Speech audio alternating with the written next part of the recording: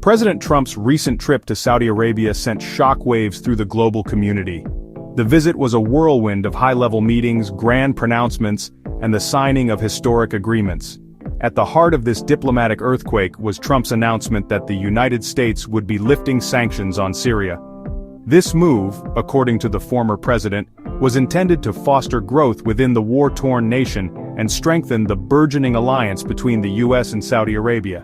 The decision was met with mixed reactions, with some praising the potential for economic revitalization, and others expressing concerns about the message it sent regarding the Syrian government's past actions.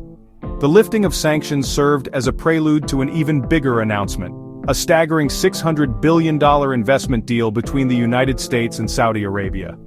Trump, never one for understatement, proclaimed that the deal had the potential to reach an unprecedented $1 trillion.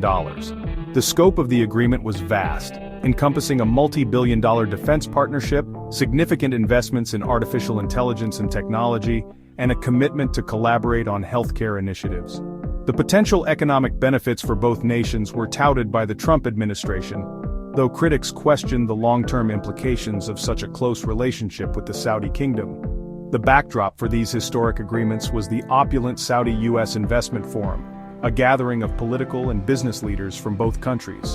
Among the attendees were prominent figures from the American business world, including Tesla and SpaceX CEO Elon Musk. Their presence underscored the potential economic benefits of closer ties with Saudi Arabia, a nation with vast oil wealth and an ambitious vision for the future. This convergence of political and economic powerhouses signaled a potential shift in the global balance of power, with the United States and Saudi Arabia seemingly poised to forge a new era of cooperation and influence. The $600 billion investment deal was more than just a financial agreement. It represented a calculated bet on the future. For the United States, it was an opportunity to bolster its economic standing in the world, secure lucrative contracts for American companies, and deepen its strategic partnership with a key player in the Middle East.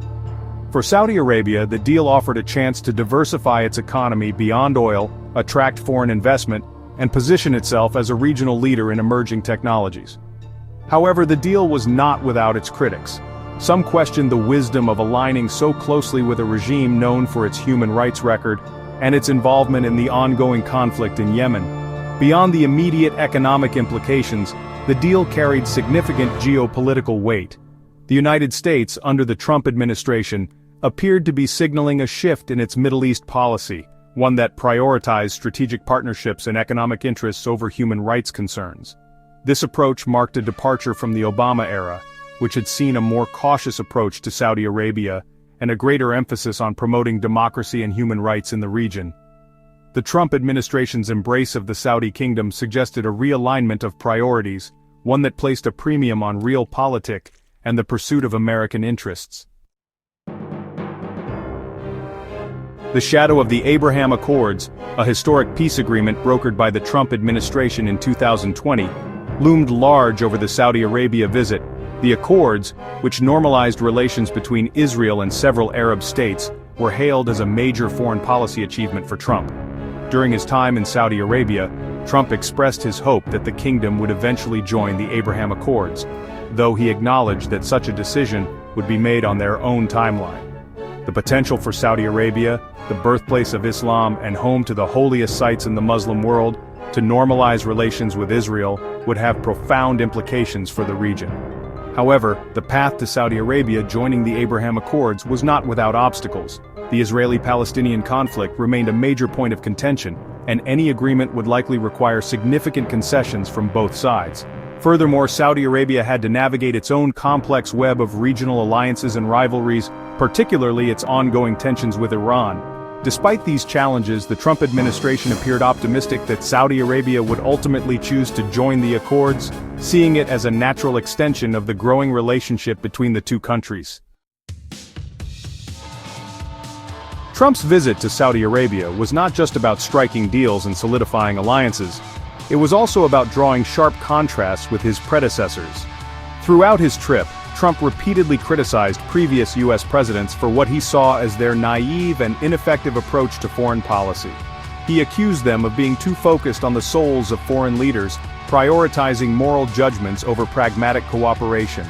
In particular, he singled out former President Biden for criticism, accusing him of weakening America's standing in the world and alienating key allies. This rhetorical offensive was a hallmark of Trump's foreign policy approach. He believed that the United States had for too long prioritized idealistic goals over its own national interests, and he sought to redefine America's role in the world as a more transactional and less sentimental actor. His visit to Saudi Arabia, with its emphasis on economic deals, strategic partnerships, and a willingness to overlook human rights concerns, was a stark embodiment of this worldview. Whether this approach would ultimately lead to a more stable and prosperous Middle East, however, remained to be seen.